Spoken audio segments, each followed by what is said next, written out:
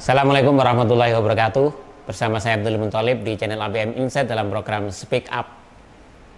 Akhir-akhir ini di Indonesia, khususnya bagi umat Islam, sedang heboh, sedang ada persoalan yang menjadi isu paling hangat, yakni polemik terkait dengan Sadah Ba'alawi. Persoalan nasab Ba'alawi yang itu ujungnya adalah menyebut para habaib di Indonesia ini tidak tersambung dengan Nabi Muhammad SAW. Artinya nasabnya itu tidak bersambung. Ini hasil tesis atau kajian penelitian dari Kiai Imaduddin dari Banten. Berawal dari tesis itulah maka terjadi polemik, terjadi pro dan kontra di kalangan umat Islam. Ada yang sepakat dan ada yang tidak sepakat. Siapa yang benar dan bagaimana sih sebenarnya nasab Sadah Ba'alawi ini, dan bagaimana kita sebagai umat Islam menyikapinya supaya persoalan ini tidak sampai menjadikan umat Islam menjadi pecah, tidak sampai membuat perselisihan, konflik di internal umat Islam. Karena itu saya mendapatkan penjelasan secara langsung dari Kiai Haji Lutfi Basori, pengasuh Pondok Pesantren Ilmu Al-Quran Singosari Malang.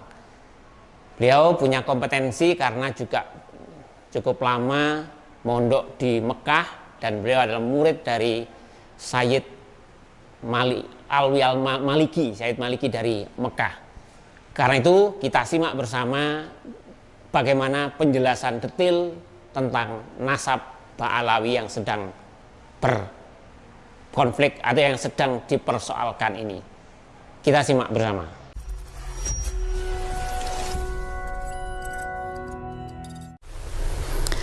Assalamualaikum warahmatullahi wabarakatuh.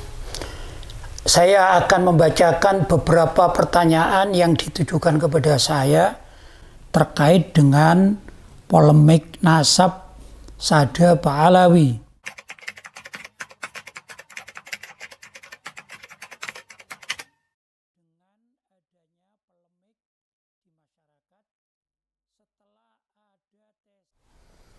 Kalau saya menanggapinya bahwa saya sedih dengan adanya polemik nasab ini, dan saya merasa bahwa umat Islam yang memang sejak zaman dahulu kala ya, bahkan sampai detik ini itu ada orang-orang di luar Islam yang menciptakan grand design untuk menghancurkan Islam, baik itu dari luar maupun dari dalam. Kalau dari luar otomatis yaitu dari orang-orang pembenci Islam, dari kalangan orang-orang kafir, sedangkan yang dari dalam adalah berhasilnya orang-orang di luar Islam untuk membuat gaduh di kalangan umat Islam dengan berbagai macam cara. Dan kalau kita di Indonesia ini sudah berjalan sekian lama, hanya saja akhir-akhir ini bagaimana kegaduhan di kalangan umat Islam itu diciptakan lewat polemik nasab Sadah Ba'alawi. Itu pandangan saya.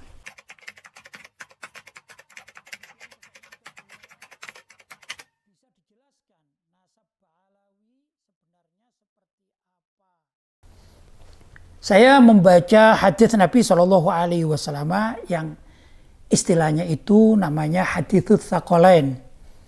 Nabi SAW bersabda, "Taraktu fikum ats-tsaqalaini ma in tamassaktum bihima lan tadillu kitaballah wa itrati ahla baiti." Yang artinya aku tinggalkan kepada kalian itu dua permasalahan besar. Bila mana kalian berpegang teguh dengan dua masalah besar ini, kalian tidak akan tersesat setelah Nabi Muhammad SAW wafat tentunya. Pertama adalah kitabullah, yaitu Al-Quran, dengan segala macam ilmu yang diambil dari Al-Quran. Termasuk juga hadis-hadis Nabi SAW yang semuanya itu bersumber kepada Al-Quran. Yang kedua adalah itrati, keturunanku, ahla baiti, yang menjadi keluargaku. Jadi Nabi Muhammad SAW itu meninggalkan dua warisan besar, yaitu Al-Quran tentunya dengan hadisnya, sekaligus dengan ahlul baitnya. Nah ini sebenarnya umat Islam itu wajib untuk melestarikan kedua hal tersebut.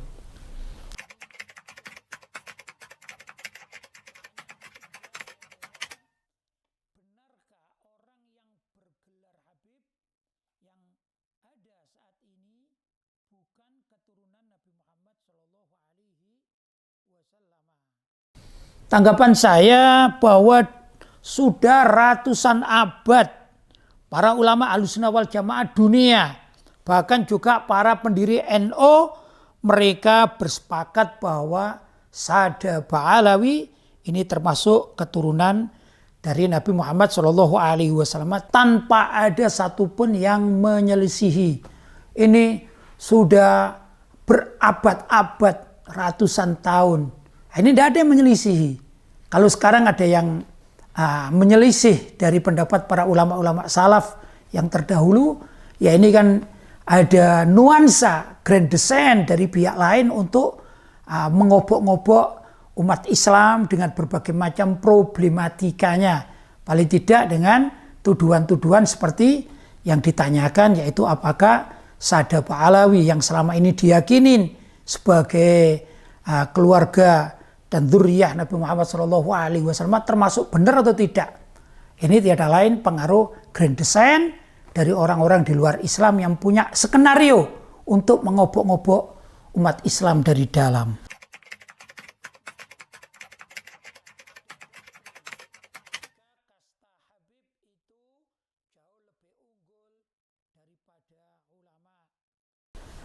Jawaban saya, ada hadis Nabi SAW dari Sayyidina Zaid ibn Arqam radhiyallahu taala anhu yang artinya sabda Nabi SAW, mereka, maksudnya Ahlul Bait, adalah keturunanku, diciptakan dari darah dagingku dan dikaruniai pengertian serta pengetahuanku.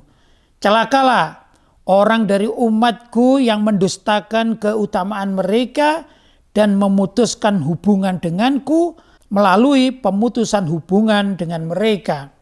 Kepada orang-orang seperti ini, Allah SWT tidak akan menurunkan syafaatku atau pertolonganku.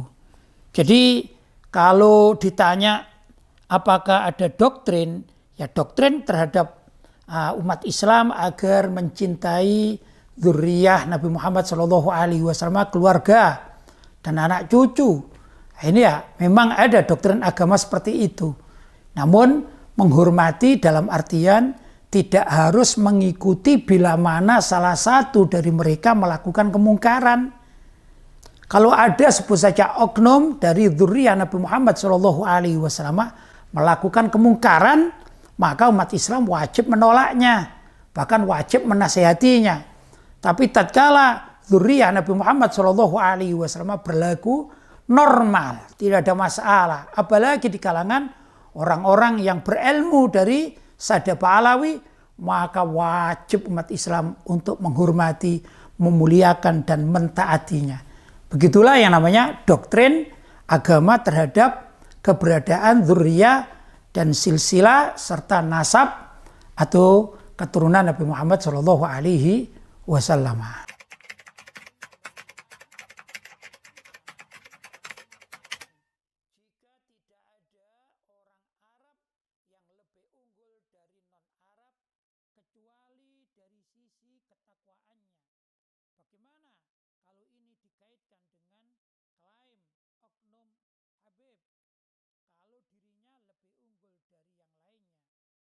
Kalau ada klaim seperti demikian, jawaban saya sama-sama sebenarnya antara para ulama dengan para habaib itu sama-sama unggul.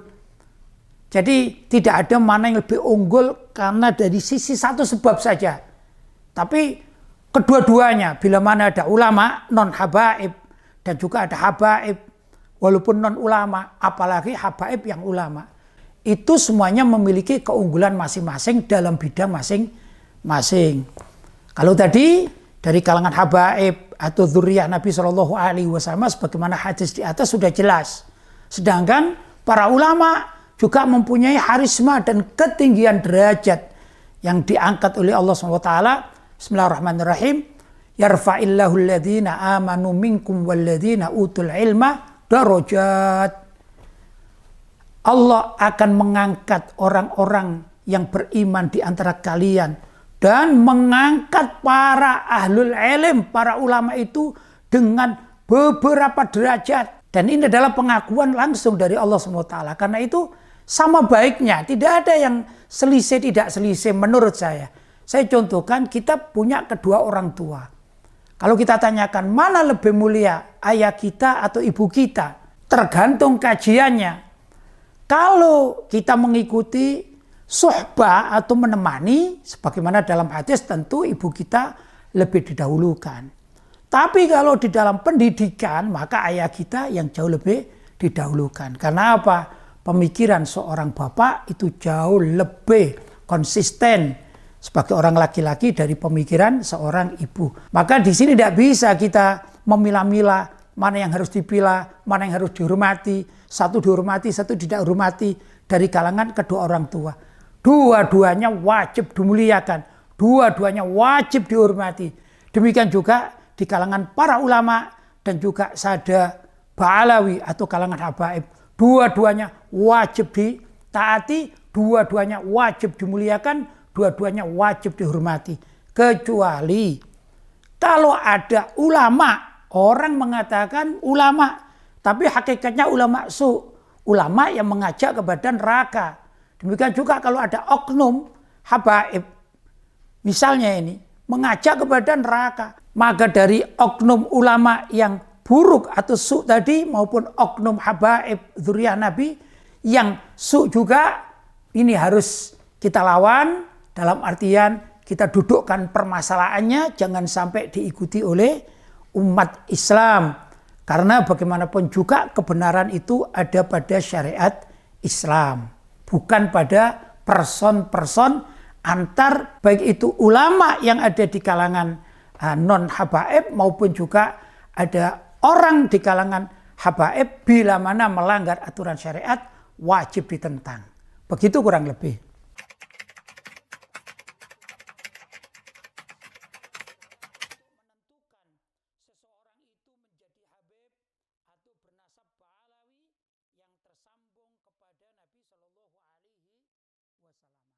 Jadi yang menentukan bukan satu lajnah ya. Kalau lajnah itu hanyalah untuk mencatat, gitu ya. Lajnah atau suatu perkumpulan untuk mencatat. Tapi yang menentukan itu adalah sah tidaknya suatu perkawinan dari seseorang dengan istrinya yang orang itu mempunyai orang tua atau kedua orang tua, yang kedua orang tuanya itu mempunyai orang tua lagi yaitu kakeknya. Demikian disaksikan oleh masyarakat dengan masyhur atau dalam bahasa istilah pernasapan istishhar bainal nas, yaitu terkenal di antara manusia atau orang-orang. Itu yang dipegang dan juga pendapat para ulama salaf Ahlussunnah wal Jamaah. Saya juga akan menerangkan beberapa nama para ulama salaf yang meyakini keabsahan nasab sada ba'alawi sebagai dzurriyyah Nabi Muhammad Shallallahu Alaihi Wasallam. Tentu ini ulama-ulama yang hidup di zaman dahulu kala, bukan yang hidup zaman sekarang. Antara lain Imam Ibnu Hajar Al-Haytami, kemudian Syekh Yusuf An-Nabhani, kemudian Syekh Al-Hafidz Syamsuddin Muhammad bin Abdurrahman As-Sakhawi, kemudian juga Sayyid Murtadha Az-Zabidi, ada juga nama Syekh Al-Qadi Abu Abdillah Bahauddin Muhammad bin Yusuf Al-Janadi, kemudian juga Syekh Al-Yafi'i, ada juga Syekh Muhammad Kazim Al-Musawi, kemudian juga Syekh Abdullah Muhammad bin Husain Al-Madani As-Samarqandi, dan Syekh Muhammad Amin bin Fadlillah Al-Muhibbi, kemudian Syekh Nawawi Al-Bantani yang beliau itu adalah ulama Indonesia, bahkan diakui keulamaannya oleh ulama-ulama seluruh dunia pada zaman beliau hidup hingga kini tentunya.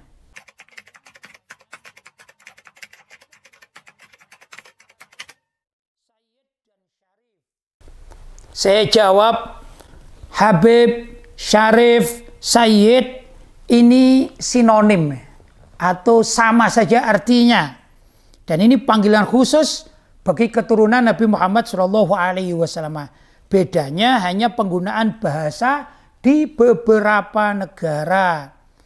Kalau panggilan Habib ini masyhur di Yaman dan di Asia Tenggara seperti Indonesia, Malaysia, Singapura, dan lain sebagainya. Adapun panggilan Sayyid ini terkenal di wilayah Mekah dan sekitarnya atau juga Mesir dan lain sebagainya. Kemudian panggilan Syarif ini masyhur di negeri Maroko atau Maghribi dan sekitarnya. Ini sama saja sebenarnya panggilan-panggilan yang ada di kalangan ulama-ulama di Indonesia. Tergantung dari daerahnya. Kalau kiai itu panggilan yang familiar bagi warga Jawa. Kalau tuan guru ini panggilan di Sumatera. Kalau Gus kembali lagi pada masyarakat Jawa. Lora ini masyarakat Madura. Kemudian Mama ini juga masyarakat Banten. Abati sebagian ini digunakan oleh orang-orang Sunda atau Banten. Abi atau Abu ini masyhur di kalangan orang-orang Aceh dan sebagainya.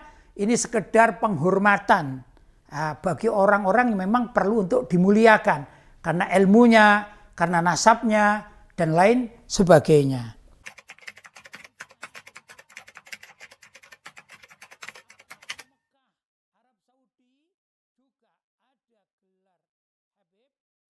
Di Mekah dan di Madinah gelarnya bukan Habib, tapi terkenal dengan Sayyid. Seperti guru saya, Abuya As-Sayyid Muhammad bin Alawi Al-Maliki.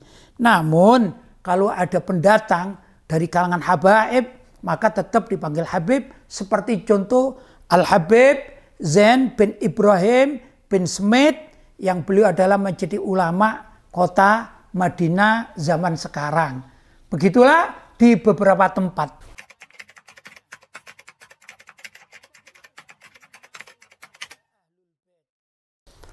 Kalau ditanya apakah benar, tentu kita harus yakin ada. Karena sesuai dengan sabda Nabi. Dan ini juga termasuk mukjizat Nabi SAW. Sebagaimana juga Al-Imam Al-Munawi di dalam kitab Faidul Qadir disebutkan satu hadis. Nabi Muhammad SAW bersabda, kullu sababin wa nasabin munqati'un yaumal qiyamah illa sababi wa nasabi.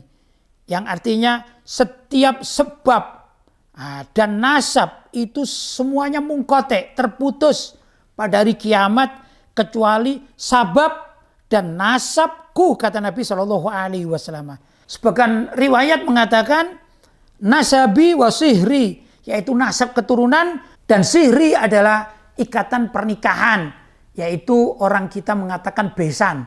Nah itu pun akan dijaga oleh Allah SWT. Berkata Imam Ad-Dailami, as-sabab huna al-wuslah wal mawaddah. Yang namanya sabab itu adalah al-wuslah, ikatan, wal mawaddah dan kecintaan. Fa kullu ma yatawassalu bihi ila syai' anka fa huwa sababun. Segala sesuatu yang bisa menyambungkan hal itu kepada dirimu, maka itu adalah sebab. Wakila as-sabab yakunu bitazwiji. Ada juga yang mengatakan sebab itu karena ikatan pernikahan. Adapun wan nasab bil wiladah. Kalau nasab ini murni garis keturunan karena adanya kelahiran, dan itu pun disyaratkan oleh para ulama dari jalur laki-laki. An-nasab qad yakunu al-murad bihi intisabu ummatin Nabi sallallahu alaihi wasallam ilaihi yaumal qiyamah. Sebagian ulama mengatakan nasab itu juga adalah intisab, pengakuan umat Nabi Muhammad sallallahu alaihi wasallam kepada beliau sallallahu alaihi wasallam kelak di hari kiamat. Kemudian pertanyaan berikutnya, apa hikmah dibalik muncul isu nasab Ba'alawi yang dikatakan terputus dari Nabi Shallallahu Alaihi Wasallam? Saya menjawab ini kerugian besar, bahwa potensi umat Islam akan tercabik-rabik, terutama di Indonesia. Ketentraman negara yang juga terawan terganggu, padahal sudah ratusan tahun ya, umat Islam di Indonesia ini tidak membahas hal-hal yang seperti ini, sehingga menyatu dalam perjuangan. Kalaupun ada perbedaan-perbedaan yang sifatnya organisasi, itu no problem, memang harus demikian adanya. Tapi ini kan bukan itu, hanya urusan nasab dijadikan sebuah polemik yang besar. Nah, ini merugikan umat Islam ini, karena umat Islam tidak bisa berkonsentrasi kepada dakwah-dakwah yang lainnya. Begitu.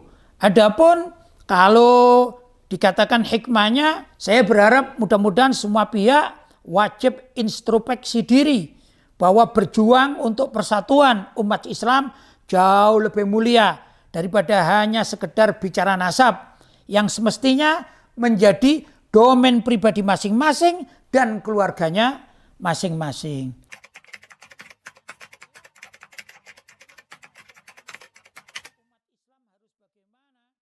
Saya merespon dan menanggapi umat Islam harus waspada dan harus belajar dewasa. Jangan terpengaruh hiruk pikuk yang tidak bermanfaat. Jangan hanya karena iri, benci, hasut, kemudian membesarkan sesuatu yang tidak perlu dibesar-besarkan. Seperti adanya kelompok minoritas yang berebut pangkat, berebut nasab, rebutan panggilan nama. Seperti juga jika ada kasus rebutan warisan, semestinya dilokalisir hanya untuk keluarga, bukan melibatkan umat Islam secara keseluruhannya. Ini menyebabkan umat Islam terpecah belah. Maka berdosalah orang-orang yang menyebabkan umat Islam terpecah belah. Dikatakan al-fitnatu na'imatun la'anallah man aiqadhaha. Sesungguhnya fitnah seperti kejadian ini adalah aslinya na'imatun, tidur. Maka Allah akan melaknat orang-orang yang membangunkannya. Mudah-mudahan kita umat Islam mulai waspada, sadar diri, berlaku dewasa. Jangan ikut rebutan warisan, itu bukan akhlak umat Islam. Jangan ikut berebut nasab, jangan ikut berebut panggilan. Biarkan sajalah apa yang sudah berlaku sekian puluh tahun, ratus tahun itu berjalan dengan apa adanya. Kita umat Islam hendaklah kembali kepada perjuangan semula, le'la kalimatillah, untuk mendirikan firman-firman Allah dan ajaran-ajaran Islam. Semoga jawaban saya ini ada manfaatnya dan bisa diambil hikmah di balik semua peristiwa ini. Semoga Allah meridhai kita semuanya. Hadza wal afu minkum. Wassalamualaikum warahmatullahi wabarakatuh.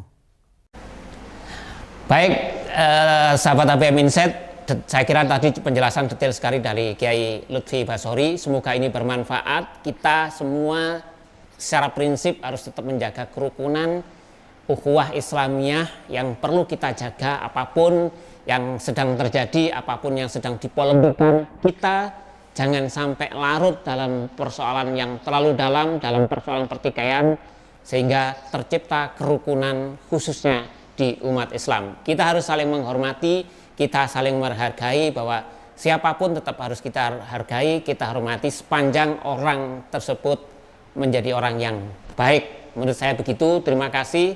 Assalamualaikum warahmatullahi wabarakatuh.